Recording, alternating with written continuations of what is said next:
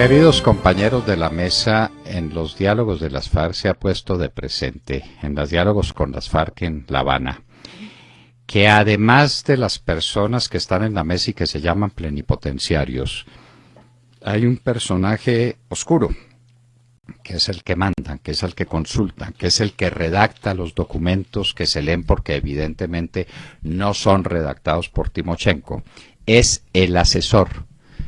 ¿Quién es el asesor, compañeros de la mesa? ¿Quién es ese personaje que es el que manda sin mandar y el que decide sin exponerse y el que está detrás de bambalinas? El consueta, el que tiene el libreto en la mano. ¿Quién es? Y que está allá en Cuba. No sé dónde, eso ya es agregado suyo, Sergio. No, ¿Pero quién es? Porque si usted sabe que está en Cuba, es probable que sepa quién es. No, lo digo más como pregunta. No sé. Yo no sé o si quién no es, está en quién Cuba... No sé dónde la está. palabra... Está en un sitio donde puede ser consultado continuamente por las FARC. Pregunta, ¿quién es el asesor? ¿Está autorizado ese asesor por el gobierno nacional o está cometiendo delitos según dice la Corte Suprema de Justicia? ¿Qué pasa a propósito de la Corte Suprema de Justicia con todos los delincuentes, para ellas delincuentes? Porque sentó el principio de que todo el que converse o haya conversado sin autorización con grupos ilegales es un delincuente. ¿Qué pasa con Juan Manuel Santos y sus conversaciones con Carlos Castaño y sus conversaciones con Raúl Reyes y con Olga Marín? ¿Qué pasa? Eso es una buena pregunta, doctor Londoño, que ¿Qué pasa con Piedad Córdoba? ¿Qué pasa con Álvaro Leiva, que no salía de un campamento de las FARC? ¿Qué pasa con el doctor Andrés Pastrana, que se reunió con Tiro Fijo antes de ser presidente de la República y contra la voluntad del gobierno de entonces? ¿Qué pasa? Sí. Bueno, pues, y podríamos seguir extendiendo la lista. ¿Qué pasa con Holman Morris, que inclusive ahora está o estaba en La Habana sin autorización del gobierno nacional? Cuando coincidencialmente se encontró con Horacio José Serpa en un hotel que hizo Horacio José Serpa, que era de vacaciones. Tremendo encuentro, ¿no? Y de casualidad se terminan encontrando el guerrillero Holman Morris y el concejal, las tres personas. ¿Qué pasa con todos ellos? Esas son preguntas que nos hacemos y que al parecer no tienen respuesta. De repente se impone el turismo político. Sabe que se me está volviendo un ejercicio interesante el tema de la cárcel de personajes ilustres que han sido después considerados como grandes genios de la humanidad, como personas de las cuales no podríamos prescindir dentro de la historia humana, las consolaciones de la filosofía. A ver, miren quién escribió las consolaciones de la filosofía, y si las escribió o no las escribió desde una cárcel. A ver, en Colombia, ¿qué tal la cárcel decretada por Mosquera a los hermanos Ospina Rodríguez, a Mariano y a Pastor Ospina?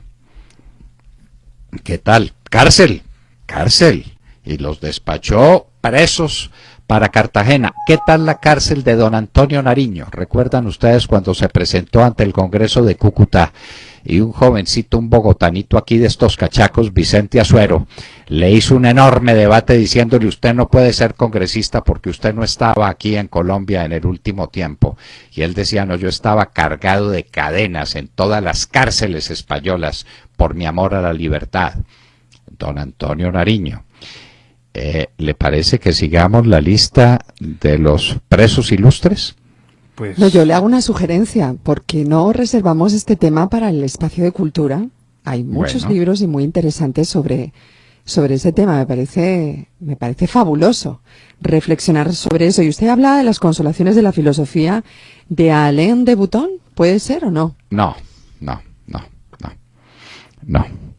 Las consolaciones de la filosofía de Boecio, escritas... Y hay otro libro y es un recorrido por los 2400 años de filosofía occidental. Otro preso ilustre, otro preso ilustre, don Miguel de Cervantes Saavedra. ¿De dónde salió una de las obras señeras de la humanidad? Tal vez la más grande que se escribió, hecho a un lado la Biblia. En una cárcel. El manco de Lepanto estaba preso en una cárcel. Pero entonces sería un criminal, y de don Miguel de Cervantes Saavedra no puede ni debe hablarse porque estaba en una cárcel. Todos. Konrad Adenauer. ¿También estuvo preso? También estuvo preso. 2 veces, además. Bueno. ¿Juan Pablo II no estuvo preso? ¿O estuvo a puertas de ser prisionero de los nazis y tuvo que defenderse de esas prisiones ignominiosas que reservaban los nazis para quienes pensaban de otra manera? Todos los presos políticos de Fidel Castro están condenados.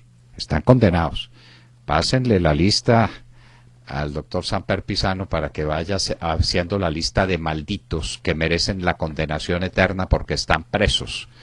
No, ¿con qué justicia estuvieron presos? Claro. Y en Venezuela, ¿por qué razón? La situación de tantos venezolanos en este momento presos. Pero ¿por qué no reflexionamos un poco sobre ese cerco judicial que hay alrededor del expresidente Álvaro Uribe?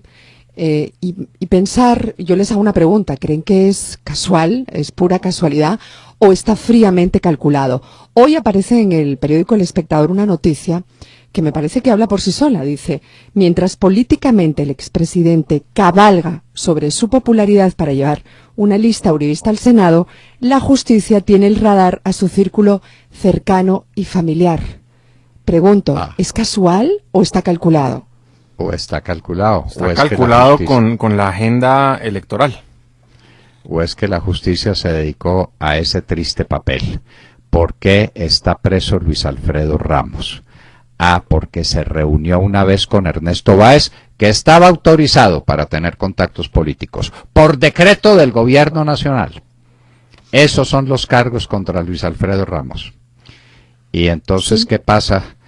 ¿Qué pasa con tantos que se reunieron con mafiosos, con bandidos, con miembros de las mafias narcotraficantes, como magistrados de la Corte Suprema de Justicia, por ejemplo?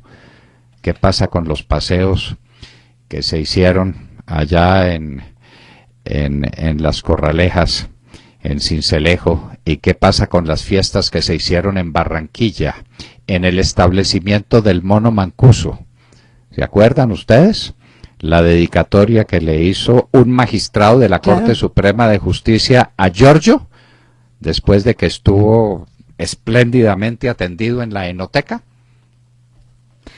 Sí, bueno. Sí, y le digo algo más. En esta noticia que aparece en el Espectador, es obviamente desde un punto de vista muy sesgado, porque hace un recorrido pues por todo el círculo más cercano del presidente Álvaro Uribe, que está en problemas judiciales. Habla también de los edecanes en problemas, pero insisto, no responsabiliza, no señala, no le pide cuentas al general Óscar Naranjo. El papel de la prensa también es un papel muy importante. Yo me pregunto... Sí, porque ¿quién era el ministro de Defensa, no? ¿Quién era el ministro de Defensa? ¿Quién era el director de la policía? El ministro de Defensa. ¿Quién era el ministro de Defensa? ¿Quién era el director de la policía? ¿Quién era? ¿Será el hombre del buen gobierno? Porque entonces para el director de la policía que nombra al general Flavio Buitrago, que lo tiene en Palacio, los honores del buen gobierno. Y para el presidente Uribe, que no tiene ni idea a quién le mandan y que espera que le manden el mejor de todos los policías, entonces para él sí es el problema. ¿Ve usted las cosas que pasan? Y es que ya se recuerda que son muchos los edecanes de la policía que han tenido los problemas. ¿Ustedes se imaginan o recuerdan al inefable Roine Chávez? Roine era como, claro, Roine era como se llamaba, con Marbella, ¿no era? Sí. Sí, pero nadie culpó al expresidente Pastrana. La dedicatoria que el magistrado Ramírez, que es uno de los próceres de la Corte Suprema de Justicia, deja en la enoteca a altas horas de la madrugada un día de carnaval en Barranquilla, comillas.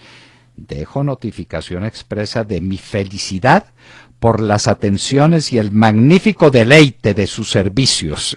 Esto no lo escribe uno sino rascado, perdónenme la interrupción.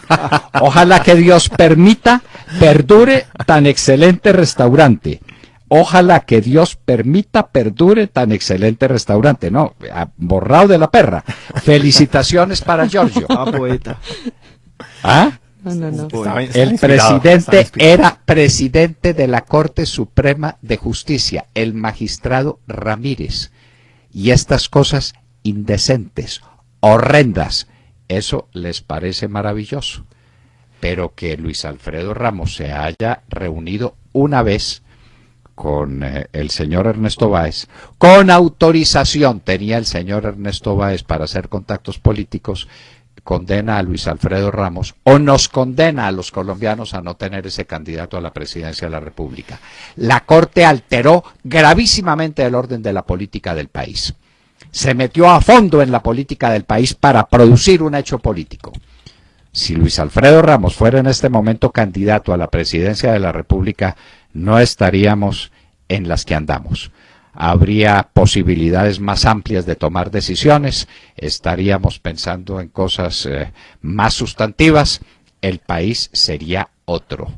La Corte, unos magistrados sustanciadores en la Corte o ponentes en la Corte, quisieron a la política colombiana y lo hicieron. Doctor Londoño, es que usted habla de los presos políticos. Se nos olvida que en este país tenemos exiliados y tenemos también asilados. Hay una persecución fuerte. Sí. Bueno, sí, y los hay de todo tipo, ¿no? Exiliados y asilados. Los de Canadá, ¿no? Hablábamos hace unas semanas. El Pitirri. El Pitirri. ¿Con 40 familiares era? El Pitirri, más de 40 familiares. La diferencia es que esos son santos y los uribistas sí son delincuentes para muchos, incluida para la prensa. Oiga, cambiemos un poquito de tema porque a mí me encantó esa carta que el precandidato Óscar Iván Zuluaga del Centro Democrático, ahora Uribe Centro Democrático, también hay que hablar de eso, le mandó a Germán Vargas. Me pareció una carta muy oportuna y necesaria. Le dice a Germán Vargas que le preocupa el sospechoso silencio que ha mantenido en torno al tema de las negociaciones con las FARC y le dice que es curioso porque él durante más de 25 años ha intervenido siempre en los asuntos de seguridad y orden público y le debe al país una respuesta franca y frentera. ¿Ustedes creen que Germán Vargas va a responder o continuará con ese silencio sospechoso? Yo le apuesto que no va a responder. No, le conviene. No se le olvide que el silencio ahora es toda una táctica, ¿no? Silencio. ¿Le parece una táctica? A mí no me parece. Utilizo el látigo del desprecio. Bueno, pues lo están utilizando en varios sectores. A mí me parece una falta de respeto con el pueblo colombiano, doctor Londoño. Bueno, a mí sobre todo a mí también me lo parece porque todo el mundo sabe que Germán Vargas Lleras es el plan B. Ahora se dice que va a ser el Sancho Panza que en su rucio va a acompañar a Rocinante y a Don Quijote, que van a cabalgar juntos hacia la presidencia de la República. Pero como un hombre que tiene esas aspiraciones, o a ser el plan B, o a ser el vicepresidente de la República, no se expresa sobre el tema fundamental del gobierno de Santos, que es el tema de la paz con las FARC? ¿O será que está pendiente de la mesa de negociaciones y quiere saber si esas negociaciones se rompen o no? Correcto. Claro, y entonces depende de cómo salgan esas negociaciones, él se pronuncia a favor o en contra de una mano dura o de una negociación. Eso me parece muy facilista, ¿no? En mi notica editorial, los temas que están por resolver, ¿no? El temario, claro. Si el prólogo es parte o no es parte de las negociaciones. El tiempo, si hay un tiempo fijo o hay un tiempo abierto. La entrega de armas. La cárcel o no la cárcel. El Congreso con votos o sin votos. La Asamblea Nacional Constituyente o el referendo. Las zonas de reserva campesina y el negocio de la cocaína, el negocio del oro y el negocio de los combustibles. No se nos olvide que estamos negociando con los hombres más ricos de Colombia. Los más ricos de Colombia son los hombres de las FARC, porque tienen esos 3 negocios que son gigantescos. A ver, multipliquen 300 toneladas, 300.000 kilos por $53.000. Eso da 15.000 millones de dólares. Sí, son los más ricos, doctor Londoño. Por eso es que ante la pregunta de que si se rompe el diálogo, se quedan en Cuba o se devuelven, usted dice, pero ¿cómo se van a quedar en Cuba? ¿Quién va a pagar eso? Pues ahí están las cuentas, doctor Londoño. Esas son las cifras. Sí, ¿quiénes son los dueños de esos 15.000 millones de dólares? ¿En qué cuentas andan? ¿Quiénes los protegen? Andarán desperdigados por el mundo. ¿En cuáles paraísos fiscales tienen semejante cantidad de dinero? Y ojo, el negocio del oro es más importante que el negocio de la cocaína. Sí. Y ojo, ¿cuánto vale el negocio del contrabando de gasolina? Es que aquí desde Bogotá eso no se nota. Hay pueblos enteros de la costa que son un polvorín, llenos de garrafas o de tanques o de... Las pimpinas. Las pimpinas, en todas partes están almacenados galones de gasolina que provienen de Venezuela y que allá no tienen costo ninguno, allá se regalan y aquí vienen a venderse a precios del mercado colombiano. Que a propósito bajó en 136 pesos el precio del galón de gasolina corriente. Qué maravilla, ¿no? Ese sí es un presidente muy amigo del pueblo. Le baja 136 pesos el galón de gasolina. La gasolina que sigue siendo la más cara del mundo y más cara que en los Estados Unidos. Oiga, porque pero no había dicho la Corte... ¿No había dicho la Corte que no podía, que el gobierno no podía hacer precisamente eso, bajar o subir el precio de la gasolina? Pero es que ahora Manuel Enríquez recordó que esa decisión no ha sido notificada al gobierno y por ende el presidente Santos anunció la disminución y dijo que siguen aplicando la y ahora el balón va a estar en los pies de los congresistas, porque serán ellos quienes deban definir ese impuesto, porque en últimas lo que definió la Corte es que ese tema era un impuesto y eso se tenía que definir desde el Congreso de la República. Bueno, ¿y les parece a ustedes que preguntemos a nuestros oyentes qué opinan de la situación de las conversaciones con las FARC en La Habana? Si eso va para alguna parte, si esta celeridad que le quiere meter el gobierno a las negociaciones van para algún lado, si las diferencias son insalvables o las diferencias se pueden salvar de alguna manera. En fin, ¿qué opinan de ese proceso, les parece? Pero claro que sí. Démosle los teléfonos. Con el indicativo número 1 para Bogotá, el 287-0992, e igualmente con el indicativo número 1 para Bogotá, el 340-6742. Si están fuera del país, agreguen el 57 para marcar a Colombia. Bueno, entonces en un minuto abriremos nuestros micrófonos a los oyentes para que opinen sobre la situación del diálogo de La Habana. No olviden que de eso depende la vida nuestra. No estamos hablando de tonterías, no estamos haciendo referencia a una anécdota cualquiera perdida por ahí entre las anécdotas políticas del momento, ¿no? En eso nos va la vida. Donde se haga la paz, vamos a estar enfrentados a una situación que queremos saber cuál es. Y vamos a estar obligados a votar en un referendo o a convocar una Asamblea Nacional Constituyente. Y vamos a tener paz armada o sin armas. Referendo armado lo llamó Juan Lozano. ¿Vamos a tener referendo armado? Sí, constreñido, ¿o no vamos a tener referendo armado? Bueno, ¿va a haber cárcel o no va a haber cárcel para estos bandidos? Si no hay cárcel, no es una señal funesta que se le manda a los bandidos nuevos para que cometan toda clase de barbaridades con la seguridad de que algún día habrá un proceso de paz y los dejarán en la calle. El valor ejemplarizante de la pena, del que tampoco se habla. Bueno. En un minuto estaremos con ustedes, queridos oyentes, en los teléfonos de Radio Red de RCN de la Hora de la Verdad. 287-0992, 340-6742, el número 1 para el indicativo de Bogotá. Hablábamos con ustedes al oído.